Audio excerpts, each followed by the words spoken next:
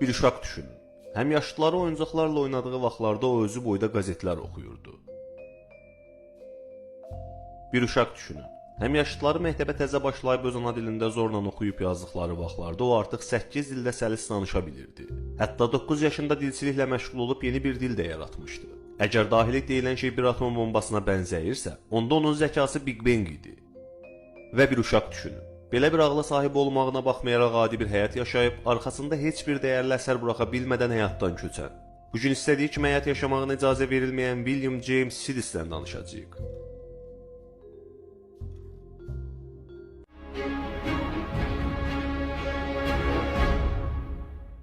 William James Sidis Rusiyadan Amerikaya köçən Yahudi bir ailənin uşağı idi. O 1898-ci ildə New Yorkdan anadan olmuşdu. Hələ 2 yaşında artıq sərbəst oxumağı bacarırdı. 8 yaşına qədər o tək başına Latın, Yunan, Fransız, Rus, Alman, İvrit, Türk və Erməni dillərini öyrəndi. 9 yaşında dilçilər tərəfindən analiz edilib düzgün olduğu təsdiqlənən Vendergud adlanan özünə məxsus dili yaratdı.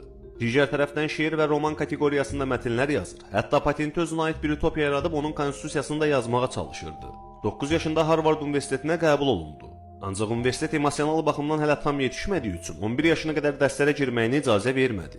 William Harvarda gedəcəyi günə qədər boş dayanmadı. Bu vaxt ərzində Tufts kollecində riyaziyyatçıların kitablarındakı səhvləri düzəldib, Einsteynin teoremlərindəki mümkün səhvləri araşdırdı. Bundan əlavə xarici dilləri də öyrənməyə davam edirdi. Keçmişdə və ya gələcəkdə hər hansısa bir tarix üçün həftənin gününü zehni olaraq hesablaya bildiyini kəşf elədi. 2 illik fasilədən sonra yenidən Harvarda qayıtdı. Burada riyaziyyat klubunda çox insan üçün başa düşülməyəcək dərəcədə qaçışıq olan 4D obyektlər haqqında utancaq səs tonu ilə, hətta arada bir uşaq kimi gülüşlərini gizlədərək təqdimatlar elədi. William'ın təqdimatlarından sonra MIT-nin professor Daniel Comstock jurnalistlərə Sidis'in 20-ci əsrin ən dəyərli riyaziyyatçılarından biri olacağını dedi. Bütün bunlardan sonra artıq Sidis qlobal səviyyədə tanınmağa başladı. 1914-cü ildə Harvarddan məzun oldu. Onun hələ 16 yaşı var idi.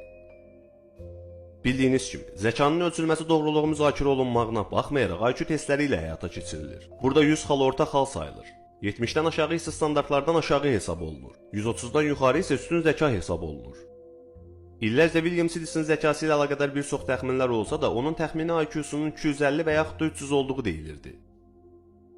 Müqayisə etmək üçün bəzi tarixi analizlərə baxdıqda Einsteynin IQ-sunun 160 xal, Da Vinci'nin 180 xal, Newtonun isə 190 xala sahib olduğu deyilir. Qısası rəqəmsal hesablara baxdıqda bu adamın ya da bu uşağın analitik zəkası çox güclü idi. Ancaq bütün bunlardan əlavə başqa qəribə mövzular da var idi. Bu uşağın ailəsi biraz qəribə, hətta maraqlı və müzakirəyə açıq bir ailə idi. William'ın atası ilə anası 19-cu əsrin sonlarında